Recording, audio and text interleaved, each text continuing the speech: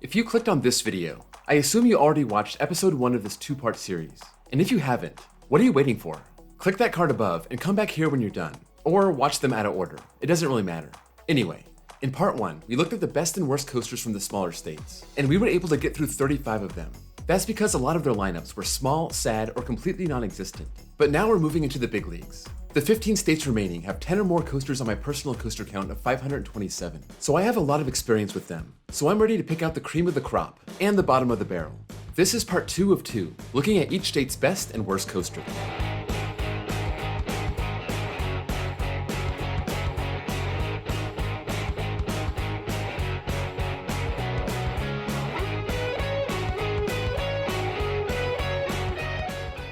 Just a reminder, the best coaster is self-explanatory, but the worst one is going to look for coasters that are meant to be thrilling, but either fall short or completely fail. So no kids coasters, no family coasters, and no dark ride coasters. Also, the order of the states is based on the number of coasters that I've ridden, but I'll mention the grand total for the state also.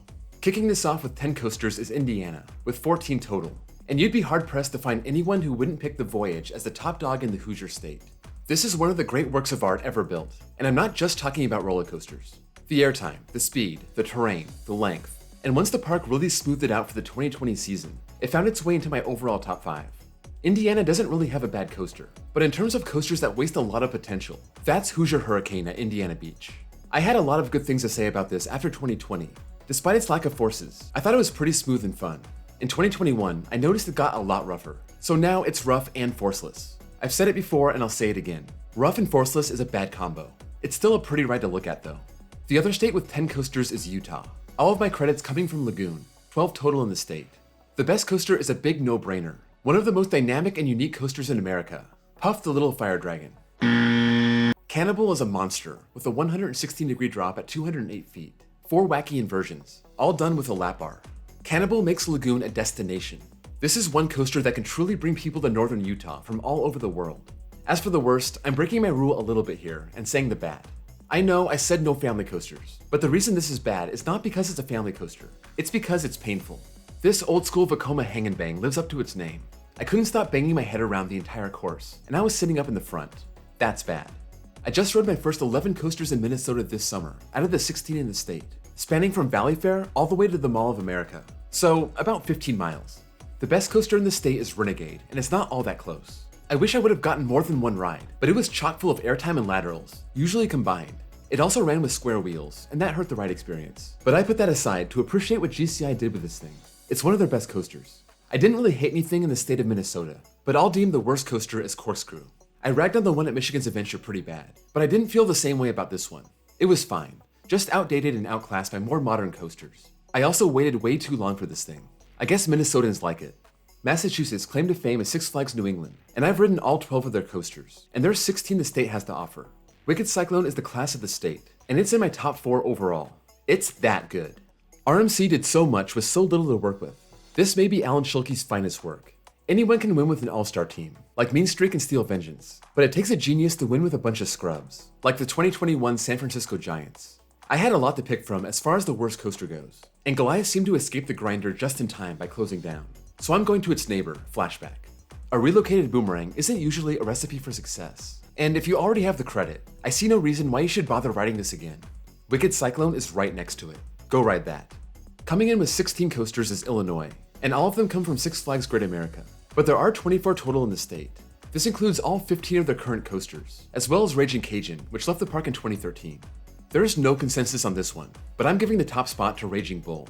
I love this coaster way more than I should. It's a hyper twister with big elements and several great airtime moments, as long as you ride it in the back. The first drop alone is worth it in the back row. One of the reasons that Great America is a top tier park is that they don't have any bad rides. Since I have to choose a worse one, I went with Demon. It's an old aero looper with a nice setting, 4 inversions, maybe a little janky but not too bad. But I can't think of another ride deserving of that bottom spot. Don't talk to me about Dark Knight. That thing's kinda awesome. We're taking this small jump up to 17 coasters as we head down to Georgia, where I've picked up credits at Wild Adventures and Six Flags Over Georgia, and there's 24 coasters total in the state. All of the rides at Wild Adventures were all pretty mundane, so I'll be focusing on Over Georgia for the extremes. The top of the class was Twisted Cyclone until my last trip there, where I got a phenomenal ride on Goliath. I got a little more room than normal, and I was absolutely flying out of my seat on every hill. If you like intensity, It even has a nice downward helix that serves as a turnaround. It's a small hyper, but it's got a great layout. The worst coaster was a tough call, but I have to look to Georgia Scorcher. Apparently people love this coaster. I don't see why. Stand-ups aren't all that comfortable, and this one's on a small scale.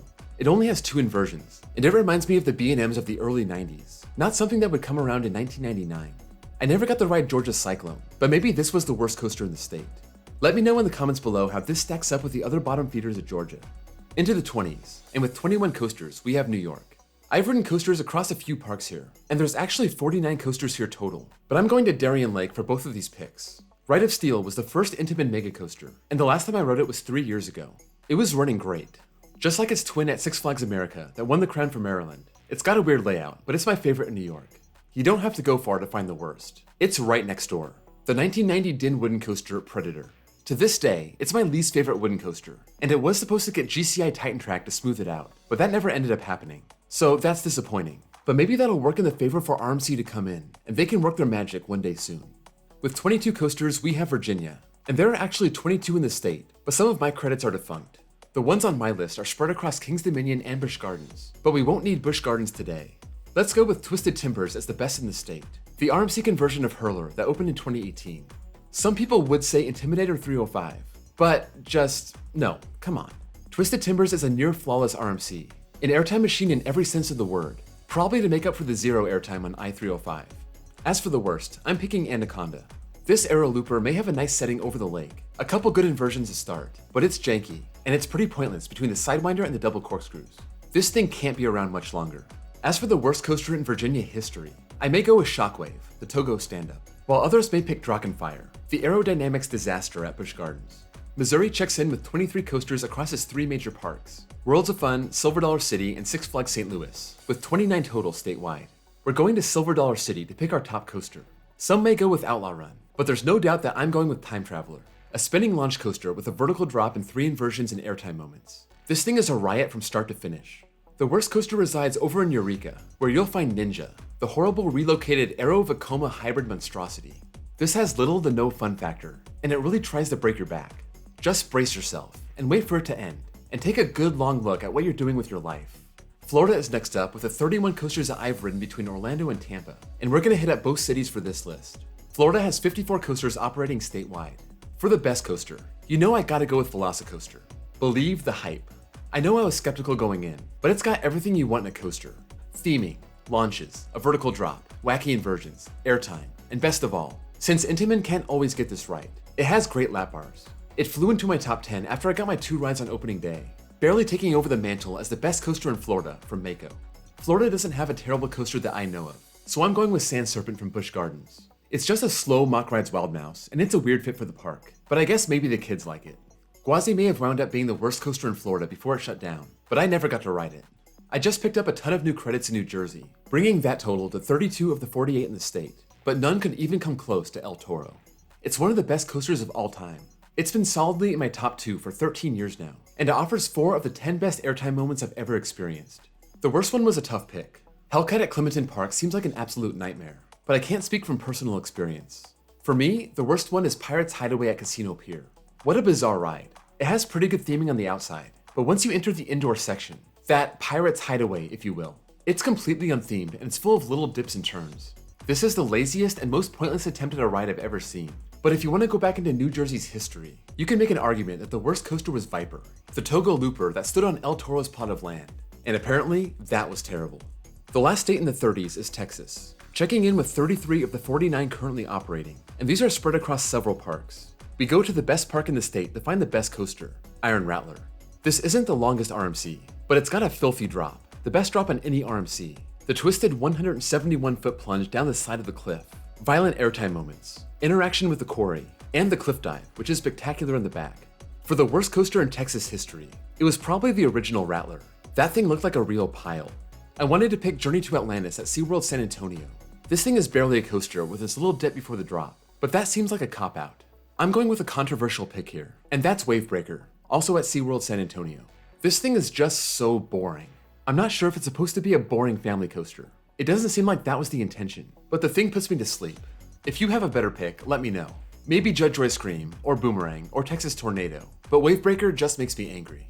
Headed up into the 40s, we have Pennsylvania. 41 coasters across several parks, 57 in the state total. And I know I said this in my Kennywood video, but I'll say it again. Phantom's Revenge is the best coaster in the state. It's a glossy smooth terrain speed machine with some off-the-wall airtime. Candemonium, Phoenix, Stormrunner, they're all good, but Phantom is king. And don't even get me started on Skyrush. For as many coasters as there are in the state, finding a bad one was kinda hard. It may have been Hercules at Dorney Park, but for active coasters, I went with Wildcat at Hershey Park. I don't hate this thing, but I don't like it either. I'll ride it, but it does run rough, and it doesn't offer much in terms of thrills. I think GCI needs to give it some Titan track, or RMC needs to overhaul the whole thing, but the park shouldn't leave it running as it is. The state with the second most coasters that I've ridden is Ohio, with 45, and that's only across 3 parks: Cedar Point, Kings Island, and Geauga Lake. Ohio only has 43 operating coasters, but I have a ton of defunct credits from Geauga Lake. These massive parks all had a bunch of coasters, obviously, but Kings Island and Geauga Lake can sit this one out. The best coaster in Ohio is also the best coaster in the universe, Steel Vengeance, the RMC Hyper Hybrid that set the world record for airtime. No other coaster offers the quality and quantity of Steel Vengeance. It was built to be the best coaster in the world, and they nailed it. Cedar Point and RMC even tacked 50 feet on top of Mean Streak's lift hill to make this a hyper coaster. That's commitment. The worst coaster in the state might have been Steel Vengeance's predecessor, Mean Streak. You can make the argument. You could also say the other massive wooden coaster in the state, Son of Beast. But as for currently operating coasters, I'm gonna say it's Corkscrew. I know, it was groundbreaking, opening in 1976 as the first to hit 3 inversions. But this thing is just uncomfortable, and it's among my last priorities at Cedar Point.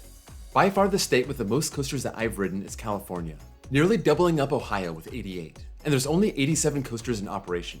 I've ridden every major coaster in the state, and the best one is the one that used to be 5 minutes from my house, Twisted Colossus. Give me that ejector airtime on the blue side. Give me the weird angles and the stall on the green side. Give me a good duel with the other train. 60 seconds of prime ride time. This coaster was a godsend to a state that was totally lacking in good airtime, and I gotta give it props to rank it #1 against other amazing rides like Ghost Rider and X2. California has a long history of awful coasters. Green Lantern, Flashback, Windjammer, Harley Quinn Crazy Coaster, but none of those are still around. So now I have to go with Grizzly at California's Great America. This Woody is painfully boring. It's almost unbearable. Don't wait more than 5 minutes for this thing. It's not worth it. Go ride Gold Striker. That makes Grizzly look pointless, because it is. Good riddance. Either RMC this thing, or get a mock multi-launch in its place. So that ends this 2-part journey across America, looking for the best and worst the country has to offer. Let me know what you think of these picks. Which ones would you have changed? Maybe something here struck a nerve. So if I made you mad, sound off in the comments below. You can also leave nice comments if you want, that's fine too. Regardless, if you enjoyed this video, be sure to drop a like. That's the best way to show your support for the channel. And if you're new here, be sure to sub for more content just like this. And don't forget to watch part 1 if you haven't already. That link is down below. Also, check out my Discord server, where you can chat with other fans of the channel, as well as my second channel, where I post copyright-free off-ride footage. Thank you all for watching, and I'll see you all next time.